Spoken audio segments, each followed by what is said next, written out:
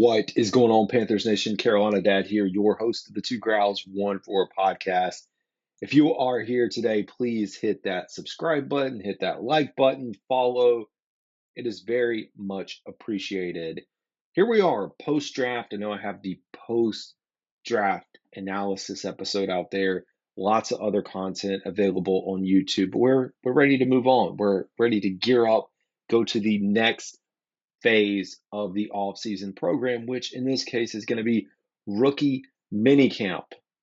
Rookie minicamp coming up this week, already here. It's going to be May 10th through the 12th. Hey, good news. That's Nolan's birthday on Friday, Mother's Day on Sunday. Fitting right into that schedule. And when we talk about rookie minicamp, a lot of things to keep our eyes on. First of which, I tweeted this out earlier in the week if you follow me. Appreciate it if you do. You can also go out on X, search for Two Growls, 1-4, and it's out there. But I tweeted to Mike K of the Charlotte Observer. Appreciate Mike K, all his work, and also for just responding when questions come up. So I said, hey, Mike, rookie minicamp is 8 days away. That was a few days ago, closer to that window now. Do guys have to be under contract to participate? And I should say, I know the guys we just drafted, like the 7 picks don't have to be under contract, but what about everyone else and how does that work? I was like, I'm trying to understand when we might see some of these undrafted free agents become official. And we're going to talk about the undrafted free agents today. I was waiting. Y'all know me. I like to have all the I's dotted, all the T's crossed when it comes to giving you content so you have correct information. So I usually don't like to step over into speculative stuff. I like to stay right in the lane of this is black and this is white and this is the truth. We're in a weird spot because it's about to start. We're probably going to, have some names floating around. I'll do my 90-man breakdown later. So I think it's okay to have this kind of gray area right now. So I'll talk about that in a second. It's good information though. So undrafted free agents typically want to sign beforehand for injury protection. So that's good information there. We already talked about draft picks, having injury protection waivers, likely through the Players Association. So they're not going to have to rush. And then you also will have rookie invites for tryouts for some guys that just don't have contracts at all. It is rookie minicamp. I think you also can have or may see a situation where you also have a veteran that may want to, come out during this mini camp period with the rookies. Hey, just show stuff off for the coaching staff, but primarily again focused on the rookies. So excited to get that underway. Now, speaking of rookie mini camp, as promised, I said I was going to talk through the names. Again, don't hold me to this because things can change. Like even as I record this, between the time this actually happens and becomes official, undrafted free agents can go wherever they want. So it's their choice. I did see the Atlanta Falcons already got their deals inked, but a lot of these other guys, from what I've been seeing, most of them seem like they're coming to Carolina, especially when a lot of their college teams that these guys played for are putting out news and articles. Hey, so and so signed with the Panthers. Let's kick it off and shout out to Cat Scratch Reader, the website that put this together to make it very easy for us to keep track of here in Panthers Nation. So we have Jake Plummer, quarterback out of Louisville. Do not worry. If you're a Bryce Young fan, this is really standard procedure, bringing in a third arm for training camp, for mini camp, OTAs, everything that goes on in the offseason. It's great to have another arm. I wouldn't be surprised if we ended up with 4 quarterbacks at some point in this process once we get all the cuts, trimmed down, or I should say at least our training camp roster in place. You have Sam Pickney, wide receiver out of Coastal Carolina. Hey, that's right down the road from us. And Ropstar lives in that area. Big fan of him playing for the Carolina Panthers, so keep my eyes open there. Taylor Upshaw, edge out of Arizona. The next name I'm going to give you is the name to watch in camp, and that is Jalen Coker, wide receiver out of Holy Cross. Jalen Coker, hands down, whatever outlet you're looking at, is the clear favorite out of this group to make the roster, like make the 53-man roster. If not, I'd say he's on the edge to be practice squad, but hopefully making the 53-man roster so nobody can pick him up. So think about practice squad. If you're on practice squad, you're free to go wherever, or teams can pick you up. Not, come in and grab you necessarily, but the ability is there for them to do that. He's the name, though. And I'm not going to get into the weeds today because it's really not the point in time of the year where I want to talk about cuts and roster position. But if you went on the live stream the other night, I started to talk about like the 6 wide receivers I think that we could keep. And it's going to get kind of muddy in there trying to sort through this list and figure out the like final 6. But from everything I've been told, seems like this is the best fit for him, and I think he is going to shine. And he talked about on the Panthers Nation podcast, if you guys follow them, please go out, listen to them. And I know a lot of people already likely know of them, but I was listening to a video today where they interviewed Jalen Coker and why he chose Carolina. He sees the ability to be able to play. Also talked about his dad being a longtime Carolina Panther fan, which is really cool. So keep your eyes peeled there. Next, we have Popo Omave, a nose tackle out of Oregon. Willie Drew, cornerback out of Virginia State. Derek McLendon, linebacker out of Colorado. Andrew Rame, center out of Oklahoma. There's your center, folks. Undrafted free agent center. Here's the thing with the undrafted free agents. I went back when I did the live stream the other day and I looked at the list of undrafted guys we signed last year and those that ended up making the roster. And I want to say around 4 guys roughly. Jensen, Leota. I'm going to forget the other guys because I'm not, don't have it pulled up. But a good portion of those guys didn't make the roster, the 53-man, like out of the gate, but they made practice squad and then at some point got called up and were eventually on the roster or contributing to the team. Unfortunately, a lot of that has to do with injury. But I say that to say for folks that are like, oh, we need a true center. There's your true center. We'll see how he looks. He'll probably be 3rd team right now, but not a bad order to be in as you're coming in to compete. Now, I feel like I saw someone say he's pretty good center as far as some of the accolades he had at the Big Ten. So keep your eyes peeled there. Deshaun Gatto, cornerback out of Ole Miss. Jeremiah Crawford, guard out of Tennessee. Damani Richardson, safety out of Texas A&M. Devon Carter, wide receiver, West Virginia. Jaden Sheridan, running back out of Monmouth. He's another sleeper-ish, but we have quite a few running backs, so not sure about that. Jackson Mitchell, linebacker out of UConn. Harrison Mevis, the thicker kicker. That's his nickname, folks. Out of Missouri. Christian Duffy, offensive line out of Kansas State. And Kenny Dyson, defensive end out of Bryant. That rounds out your group. So quite a few names. Remember, as we get into this period, you're going to see a lot of transactions over the next few months. So guys getting signed to the roster, then waivers happening, people coming off, all the back and forth that happens. And speaking of waivers and priority and where the Panthers sit today, one of the benefits of having the worst record in the NFL, if you want to say that's a benefit, is you are number 1 in the waiver wire and should be number 1 up until the season starts when things become official and then things will reset as we go through. The benefit of being number 1 in the waiver wire is that the Panthers will have control or the ability to have like first dibs on players that become available. And I know there's probably a good portion of folks that are like, well, should we really be going out and, picking up scraps or leftovers? But it's a good spot to be in. And I'm not saying we're going to claim everyone, but at least in this period that we're in right now, where we need some bodies and you're trying to improve every piece of this team, you may find a veteran or you may find a guy that you've scouted and looked at and you're able to acquire and bring in.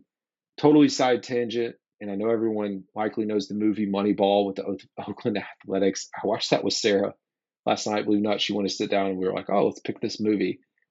And we watched it. And I'm sitting there like, why have we not done this in the NFL?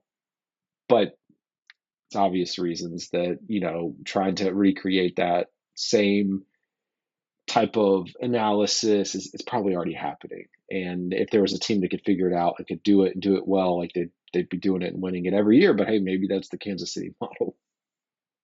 So waiver wire, keep your eyes peeled for what is to come on the waiver wire. As things are shaking up there. Now, another big item that's going to be coming up, I'm predicting, I should say, this week is going to be the NFL schedule release. We'll go ahead and take a look at the 2024 opponents for the Carolina Panthers. It's funny, I was on the live stream a few days ago talking about this, and I'm part of the group that hypes it up. But it is funny to think about, just to think about this release schedule, because each year, like for the next 2 or 3 years, we already know over what 80% of the who we're going to play, probably closer to 90% because you really have three teams. Maybe it's 85% ish, based off of who you're scheduled to play in other division opponents. So only 3 games are based off of where you finish. But taking a look at this schedule right now, we already know Atlanta, New Orleans, Tampa Bay. We're going to get into another video series where I start to go through predictions, projections for all the teams in the NFC South. But we have cross-reference here, or the division we're facing, one of them in the NFC is going to be the NFC East. So New York Giants, Dallas Cowboys at home. I really hope the Cowboys or Kansas City is an international game, but I doubt it. I'm just thinking of fans coming and taking over the stadium. They'll probably pull the Chargers, which Chargers is one game that we could probably actually sell out and have all Panthers fans.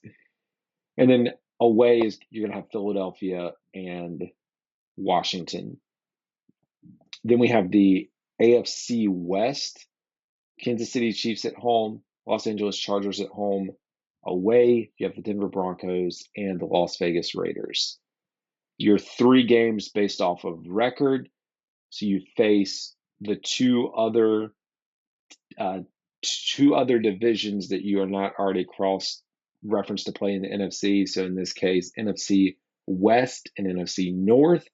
We have the Arizona Cardinals, finished last, and the Chicago Bears. And should say Arizona is your home game, Chicago is your away game.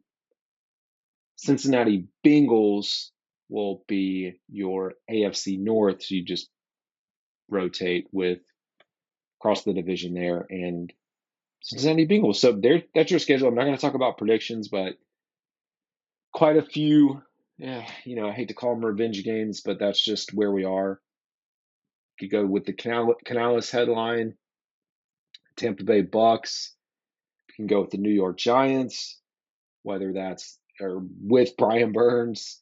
You've got Washington Commanders, Frankie Louvu, Los Angeles Chargers, which have turned into the Los Angeles Panthers. Not really 3, but you have Hurst, DJ Chark, and Bozeman now on the Chargers.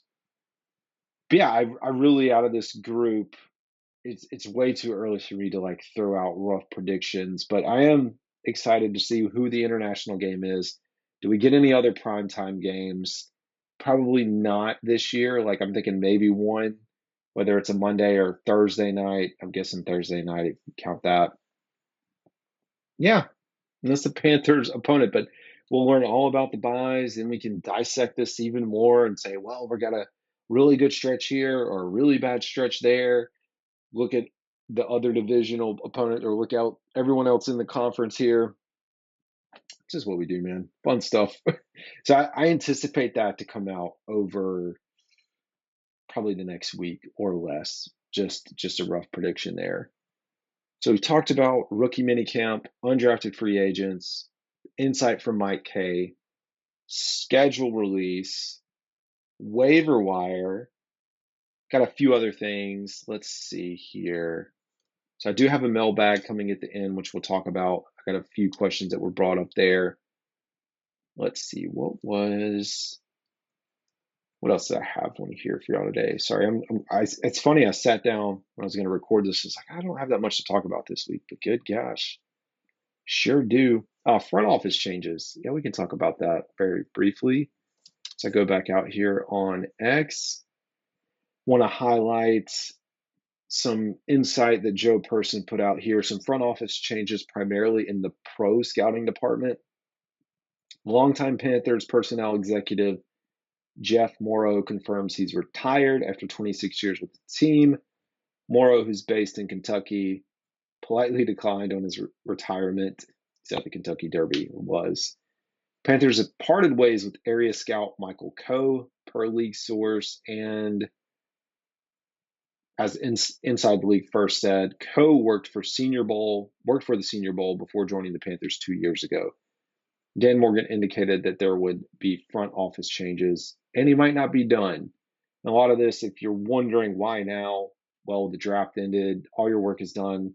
I know the changes in the front office happened early January or late January-ish over into February, but like at that point, you're a few months, weeks away from the draft. It's hard to just say, all right, sorry, we're going to just rip everything up. Too much happening, too many visits, busiest time of the year really for that team. So now's when you get the reset, because 2025 is almost a year away. So you got plenty of time to reset and get things ready. Let's see. I thought he also, nothing else. And it's funny. The NFL announces the 2024 schedule will be released in May. You don't say. Sources expect it to be released at some point next week, probably later in the week, potentially on Thursday. That's literally what I just said, man. Just sign me up. Y'all can read my tweets as your source of truth for someone that's getting in the flow of doing this stuff. Oh, man, just love to mess around on there. Front office changes covered. Let's take a look at, I had this on my list as well, Panthers free agents that remained unsigned. So these are guys that were with the Panthers and still available. Again, I just talked about DJ Chark, who signed. Defensive lineman Henry Anderson, who really was injured like all of last year. Marquise Haynes Sr., outside linebacker. Gabe Jackson, guard. Mac McCain, cornerback. Justin McCray, guard. Who's a veteran guard too. Chris Wormley, defensive line. I guess that's it. So everyone else kind of landing on their feet right now, or for the most part, at least moving primarily to over to Los Angeles. Speaking of scouting and drafts and available, and a lot of folks would love to have Luke Kuechly available or on the team working as a scout. I heard Luke Kuechly talk to team reporter Kristen Balboni about the newest linebacker, Trevin Wallace. There was a few quotes on there. So this is from the Panthers Huddle offseason special. It's a 23-minute video if you have not had a chance to do that. But let's take a look about what Luke Kuechly said in regards to Trevin Wallace. He's athletic. He can run. He's explosive. And I'm curious to see kind of how they play him, Kuechly said. Can he rush?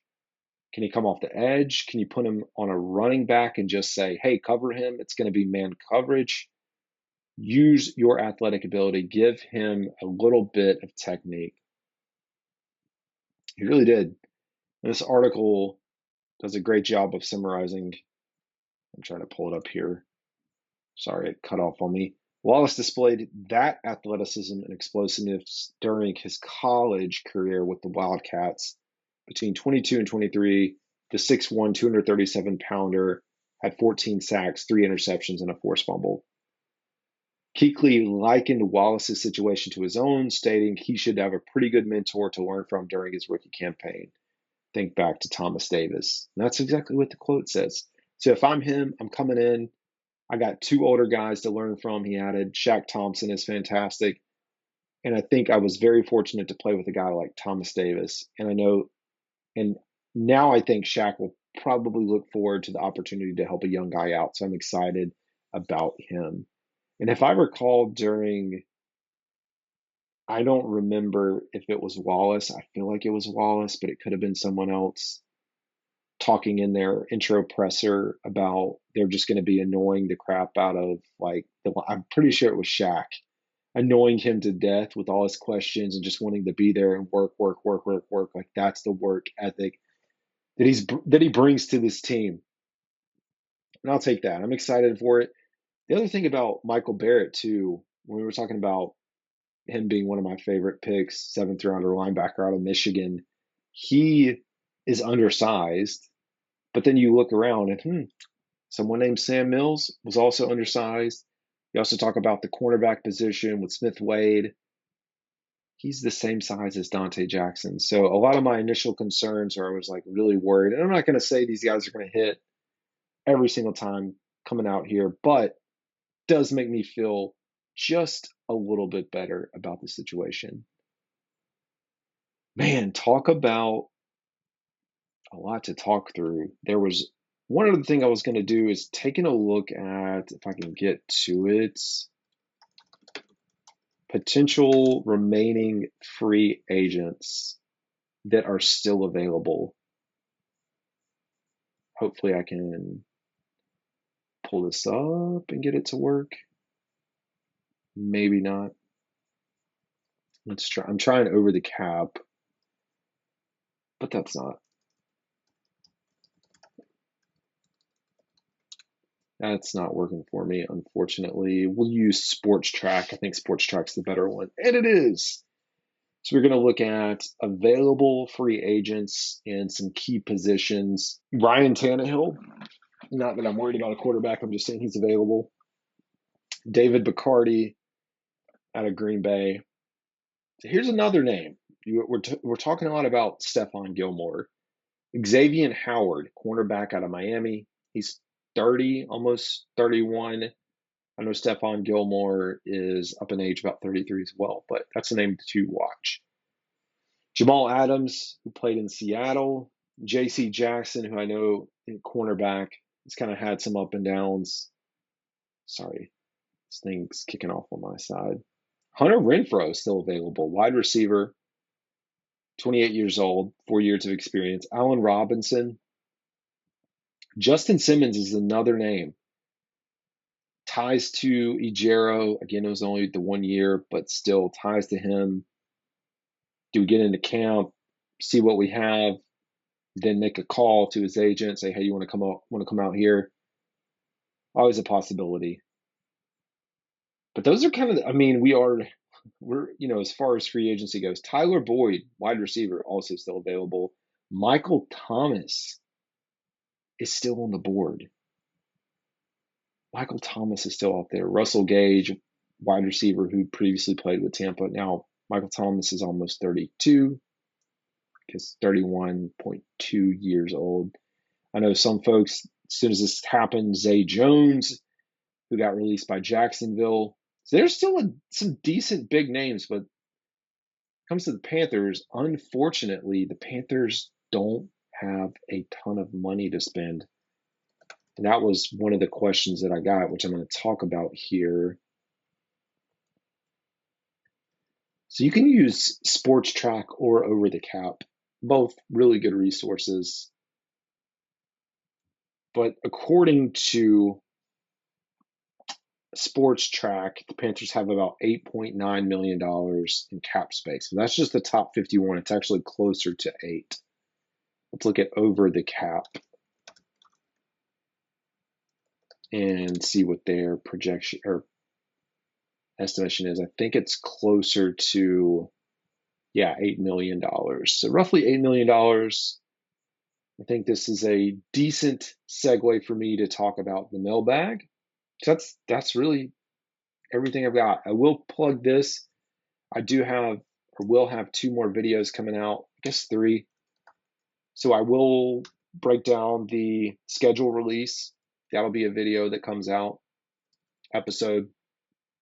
We'll take a look at the NFC South win totals.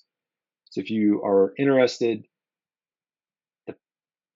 the division, NFC South, has the four teams, the strength of schedule for the four teams in our division is top 11 easiest. So trying to say this another way, the Bucks, Saints, Falcons, and Panthers on the verge of top 10 have 4 out of the top 11 easiest schedules in the NFL. That's probably a better way to say it. We're going to talk all about that.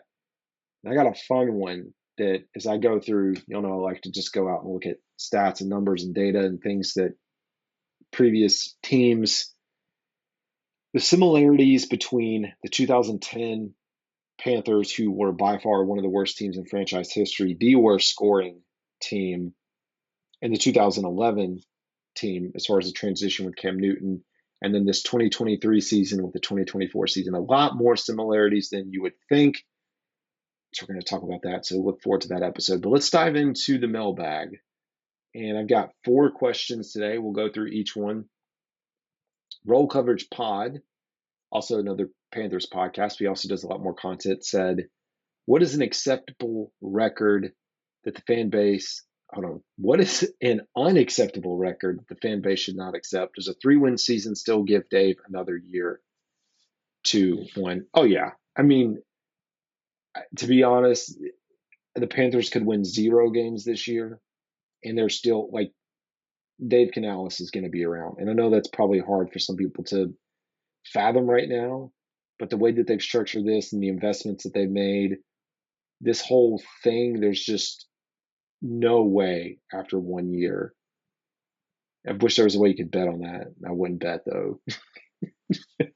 We'll have Tepper coming in and taking your hat off, right? But, okay, so an unacceptable record, it's kind of a hard statement to say, what is unacceptable? I'd have to say in the 0 to 3-win range would be unacceptable, in my opinion. 0 to 3, yeah, certainly not where we want to be. I think acceptable, kind of taking it a step further for me, is in the 5 to 7 range. If you can get in 5 is kind of cutting it close, that 4 to 5 wins, but 6 or 7 shows improvement. And I know 4 doubles your win total, but I really want to see us taking a few steps, not just baby steps, some few steps forward. And that's the thing about the NFL, man. We always, as from our view or analyst view, this is the worst team in football. I guess that just means they're going to come in and, hey, you know what, guys? We were the worst team last year. We're not going to put together any effort. This is the NFL, man. Every one of these guys, every snap, every single season matters. They don't know how long they're going to be there. So I think it's hard to predict year over year, the differences and the variation and what we just can't predict. So I hope we just get shocked over the top. But I understand people not being as optimistic and being a little more pessimistic with predictions. All right, so besides Bryce, who from the 2023 draft is your breakout candidate? Ooh, good question. I guess this is like a double question. This is from Deontay White. Iconic delivery. Yeah, that 2023 draft class, it ain't much, man. It ain't much at all. Talking 5 picks, and you don't have a lot to pick from there. DJ Johnson, Chandler Zavala, Jonathan Mingo. Was it 5? 1, 2, 3, 4. Yeah, I thought I was crazy. It's 5. Zavala, I don't know how much he's going to play. Jamie Robinson, same. It really comes down to DJ Johnson and Jonathan Mingo. I think for me, where my heart is I was like, I would love for it to be DJ Johnson. Just breakout year. This guy sets the world on fire. At least starts to show us why the previous staff really high valued him. I don't know that that's going to happen. So I will, for this question, say Jonathan Mingo. I'd like to see Jonathan Mingo take a step forward. Can we get to 600 yards? I'm going to have to sit down and do a full breakdown of what I think is going to happen to, really have a true estimation of how many yards and touchdowns and things like that I think you should get, because, we're going to have to spread the ball around. And I think we're going to be relying on the run. And besides Coker, pick one undrafted free agent who you think could make the team. So I'll go back to my list. And again, unofficially official. So making the team, I think Sam Pinkney, wide receiver out of Coastal Carolina. I like him. I think a wild card, you could say Andrew Rame, center out of Oklahoma. I think the safe pick is the kicker. I don't know what's going on with Eddie Pinheiro, but if this Harrison Nevis comes in and knocks it out the park, kicks it out the park, whatever you want to say, I think he'd be a sleeper for me. And then Jaden, like I talked about Jaden Sheridan, the running back out of Monmouth. I like him as well, but I don't know if he'll make the cut. I haven't gotten in deep enough with some of these others to know.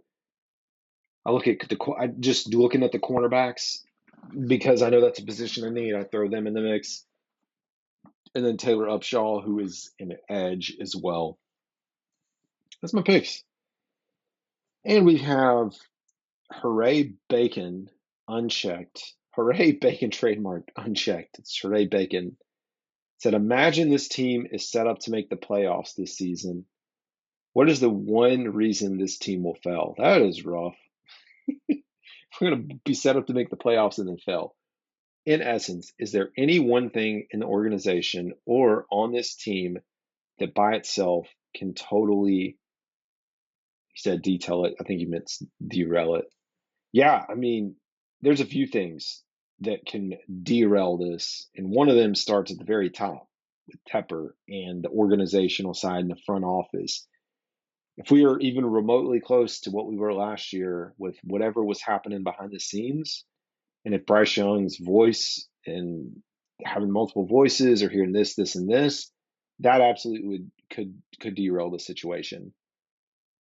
Speaking of just production, it could be Bryce. Like I would put Bryce Young in this conversation. I'm not saying that Bryce has to deliver and that he would be the reason for the downfall, but this is going to be a big year for him because things around him should be better. It's year two. I know it's new offense, new coaching staff, so it's almost like last year was kind of a wash, but not really. I think the end of this year, we're not going to be able to make excuses. One thing I'm trying to go through, I think defense also. Defense scares me a little bit. So I have to go front office, Bryce, defense. Probably could flip Bryce with defense and pick that. Great question, Josh. And you can join in on the mailbag. You can reach out at any time. Any question you have, I'll keep it. Every now and then I post and get some comments on there. So thank you for doing that. We do have one, if I can get to it, one more comment mailbag that came directly from YouTube, which is also a great question. And this comes from my man, Rock Jones. Rock Jones 72 said, what is the cap situation after we sign our drafted players? Will we have any cap room left to sign free agents like Gilly, Stephon Gilmore, or anyone else? So you saw where we were, around $8 million. Taking a look at the projected contracts for the rookie class. Out of the gate, this is where we're going to have to see Brant Tillis work some magic because you got the 7 rookies, you have the undrafted guys, potentially some other transactions that will occur. And there's not a lot of money to go around. So I really am curious to see how this shakes out. Right now, Xavier Leggett will get valued at $12 million, a 4-year contract, average annual value of $3 million with a $5 million signing bonus, 5.8, and a 5th-year option. Jonathan Brooks, 4 years, $8 million, about $2 million per year with a $2 million signing bonus. Fantastic deal for the Panthers. Third round pick, Wallace, 4 years, $5.9 million, about 1.4 per, 1.5, around 1.1, I should say, signing. Saunders, 4-year, almost $5 million, 1.2 per year, little under $1 million for the signing bonus. Shaw Smith Wade, 4 years, 4.3, about $1 million per. Crumity, 4 years, 4.1. Again, about $1 million average, 176,000 signing bonus, and Barrett 4 for 4.1, about $1 million per year. So 1, 2, 3, 4, getting close to 5.5, 6. I mean, you really, if you look at this today, we're probably close to $7 to $8 million for the rookies. That's usually what you set aside, is around 8, 9, $10 million for your rookies. So that's not even including the undrafted guys or anyone else that we bring in during this time. I think there's going to have to be some more restructuring potentially. I still look at everybody's looking at the Taylor Moton contract. When are we going to do something with this? I don't know. So, hey, that's why you bring in the smart guys that you bring in, the Brant Tillis, all that, to work this thing out. Take it from there, right? All right, y'all. Well, if you are still here, I appreciate it. This is Carolina Dad, host of Two Growls, One Roar podcast. If you are tuned in now, please hit that subscribe button. I appreciate it. Y'all have a good night.